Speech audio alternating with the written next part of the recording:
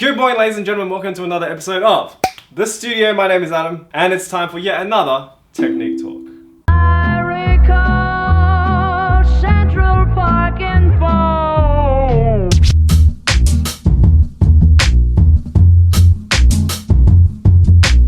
Not a shame.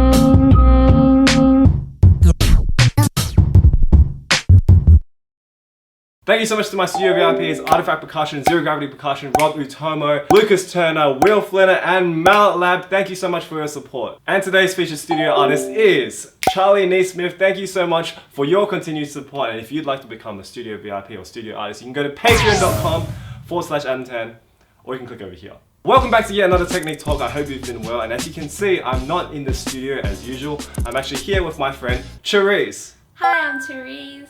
THERESE and I are going to Japan this week to perform, so we thought it'd be a really good idea to make a video about grips. A lot of you guys have been asking me to do a tutorial on BURTON grip or Stevens grip, or to do a comparison between the two, or just to do a Four-Mallet tutorial. So I'm going to combine all of those things together with my friend THERESE, and we're going to do a comparison between Stevens grip And BURTON grip. So we're going to break down our respective grips and show you how we do them, and then we're going to compare them to each other with different criteria so you can make the choice on which one you feel like might be the right one for you. But of course, disclaimer, as we all know, the grips don't make the player. So this is not necessarily a competition between which one is the best, but rather which one is the best for you. So the first thing that we're going to do is show you how we do our grips. I've been playing with BURTON grip for more than 10 years. I learned this grip when I was still in Hong Kong. I just follow the grip that my teacher was using. I really like BURTON grip because I found it very comfortable to play on both marimba and vibraphone. And you can play quite fast with it as well, right? It's quite flexible for you, quite easy to use. Yeah, I guess so. And BURTON grip was founded in the 1960s, is that right? I guess so. Around that time, and it was of course Gary BURTON who popularized the grip. I think it's a modification of traditional grip, please don't kill me if I'm wrong. So BURTON grip is usually popular in a lot of Asian countries like Hong Kong, Taiwan, Malaysia, and then obviously some of the Western countries also have people who play BURTON grip. A lot of jazz vibe players definitely play with BURTON grip, so it's pretty much everywhere. So the way I first learned how to hold BURTON grip, and also still the way that I am teaching my students, is to first put two mallets, the inner mallets in a V shape, and then the outer mallets on top of them. Grab them just like this. Wow! And the fourth finger, I'm pressing the inner mallets really firmly into my hand. You're holding it so wrong. It's Am I not holding it that. wrong? I can't do it. So how I play independent stroke.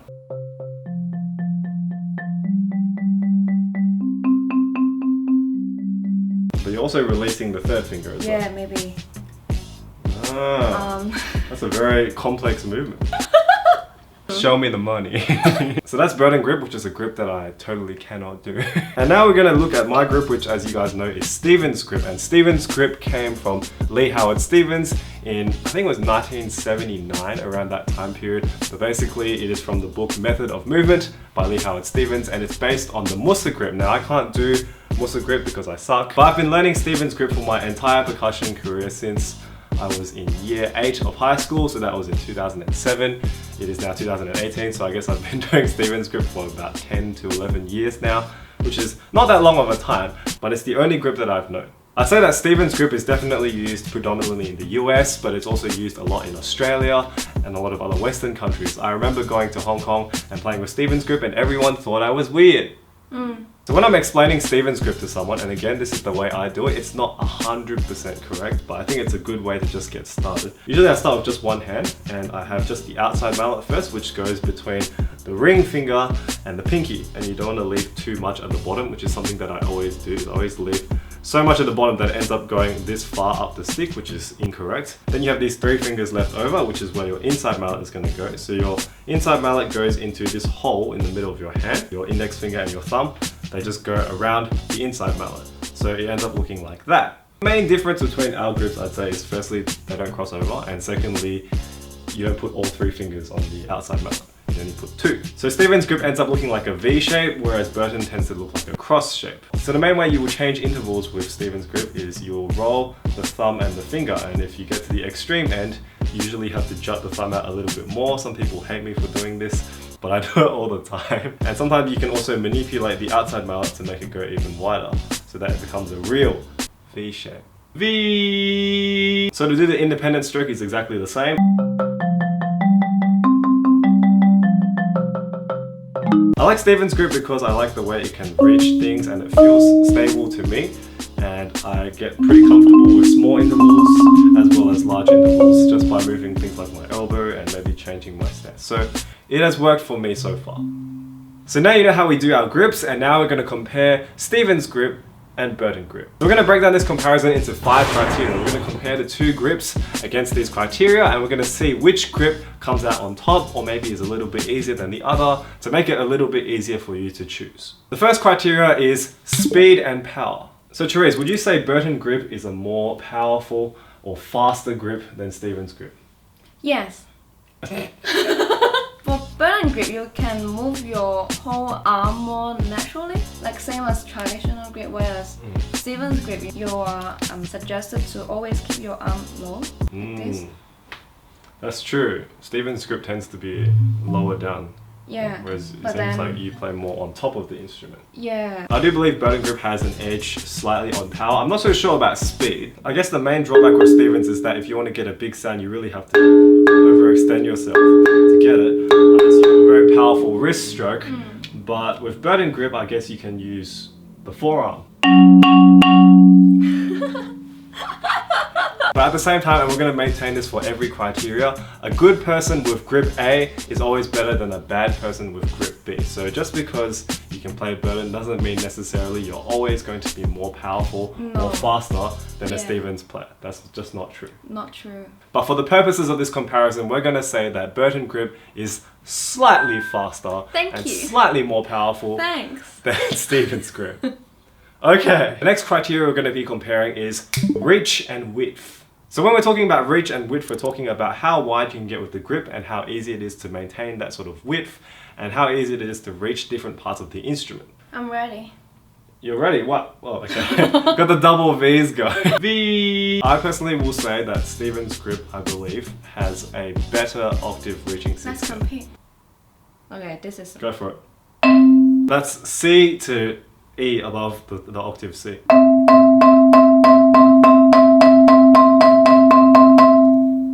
What about further?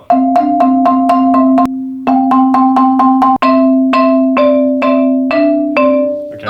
The reason why it's not possible is because with BURTON grip you're holding it in a cross shape, so you're already losing that much width on the mallet, whereas Stephen's grip you're holding it from the base. So instantly, no matter what happens, you're always going to have slightly more reach. Like this? Yeah, Stephen's is always holding it but it's not really that much difference, it's only about that much. So I think in terms of opening and closing, I think it's about the same. Both grips require 2 fingers, or sometimes 3, to be able to open and close. And you can close both mallets pretty much completely shut on both grips. So yeah. So our verdict for reach and width is that Stephen's grip is slightly easier to reach large octaves, but overall it's about the same. So that's one for BURTON and one for Stephen's, but the next criteria is versatility. So when we're talking about versatility, we're talking about how easy it is to transfer the grip from marimba to another instrument, maybe multi-percussion, vibraphone, xylophone, any other instrument. So let's start with BURTON grip. Do you think BURTON grip is the more versatile grip?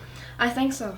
For Stephen's grip, I think it doesn't look that natural on vibraphone, in my opinion. Definitely. But then on vibraphone, yeah, of course it's actually designed for playing vibraphone. The way that you hold BURTON grip is actually really similar to hold drumsticks. Because true. if you take away the outer mallet, then it will be just the same way as holding drumsticks. So I think it's also an easier grip to play multiple percussion. I think so too, because obviously on vibraphone you have flat bars and I think it's easier to maneuver around that sort of thing. And drumsticks, that's actually a really good point, I never noticed that.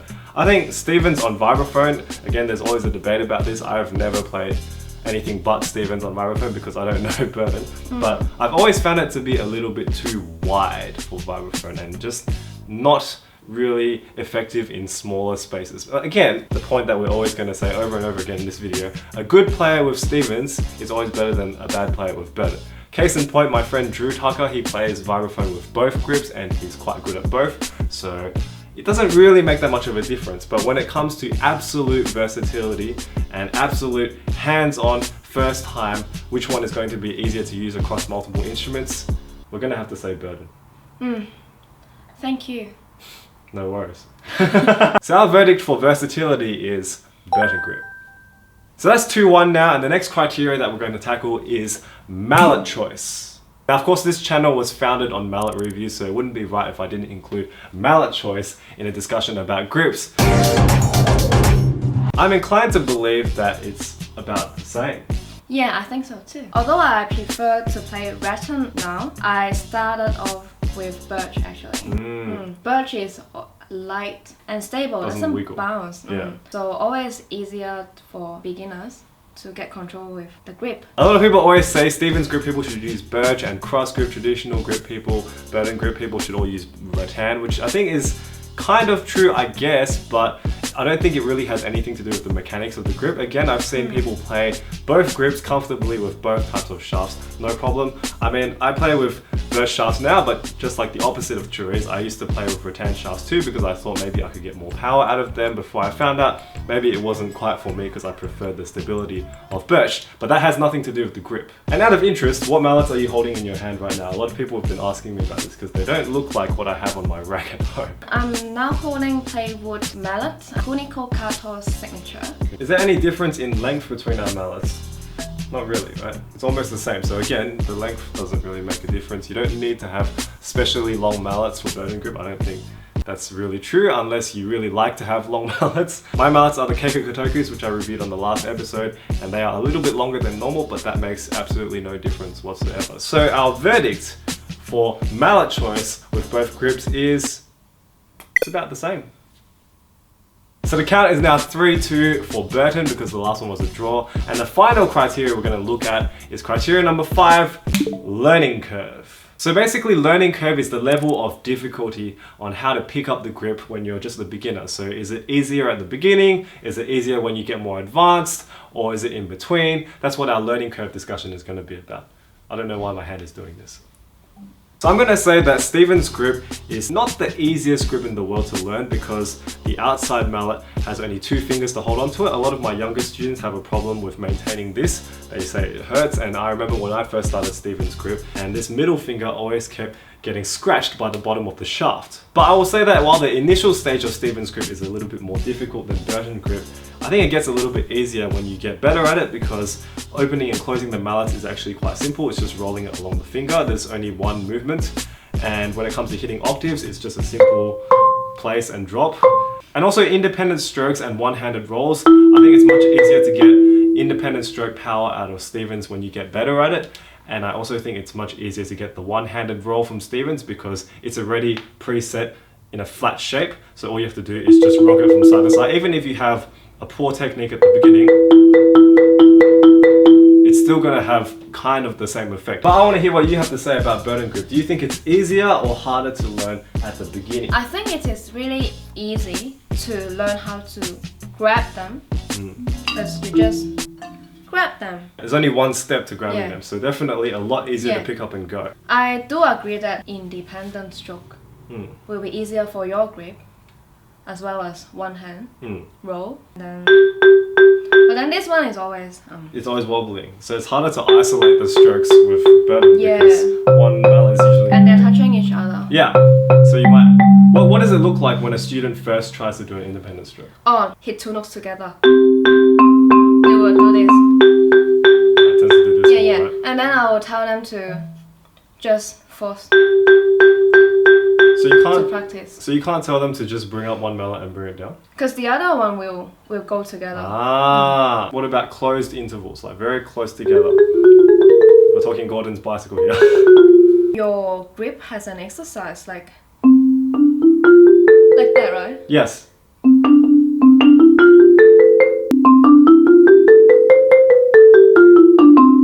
So our final verdict for learning curve is that Stevens is harder at the beginning, but gets easier for more advanced techniques. BURTON grip is easier to learn at the beginning, but more difficult to learn more advanced technique. But of course, these are very minute differences, and anyone who spends enough time on either grip will be able to overcome any challenges they face. We can play each other's techniques, and a good player with grip A, as I said at the beginning, is better than a bad player with grip B. So our final score for this video is 4-3 to Burton grip, but that is only by a very, very slight subjective difference. It is all a matter of taste. It's all a matter of which one you like to spend the most time on. Again, I really like Steven's grip because it works for me, and I don't think I'm going to change to Burton grip anytime soon, but I'd like to learn it. Yeah, and I don't think I will learn Steven's grip. Thank you so much for watching our video, and if you enjoyed it, please give us a thumbs up. We would really appreciate it, and leave a comment down below telling us which grip do you use. Do you use Steven's grip? Do you use Burton grip? Do you use traditional grip because you're cool? And if you'd like to see more of Therese's videos, she has a YouTube channel. It is of course youtube.com/Therese Nguyen. You can click over here, and the link is in the description below. All of Therese's links are in the description below if you'd like to follow her, and if you'd like to see more content on the studio, please make sure you hit the red subscribe button below to keep up with my uploads. And we have just passed 9,000 subscribers. 9,000! And finally, if you'd like to follow our trip to Japan, you can follow my vlog channel over here or in the description below. I'm going to be posting daily sort of vlogs of Japan because Japan is a very exciting country and we're going to be doing a lot of stuff over there, so stay tuned for that. And of course, if you'd like to get the Studio Family box logo t-shirts for both male and female, the Marimba Family t-shirts, they're available in 6 or 7 colors, I can't even remember anymore, but you can get them at bit.ly/m10shop or in the description below. Thank you so much for watching this video, and I will see you guys next week for another episode of The Studio. Good night!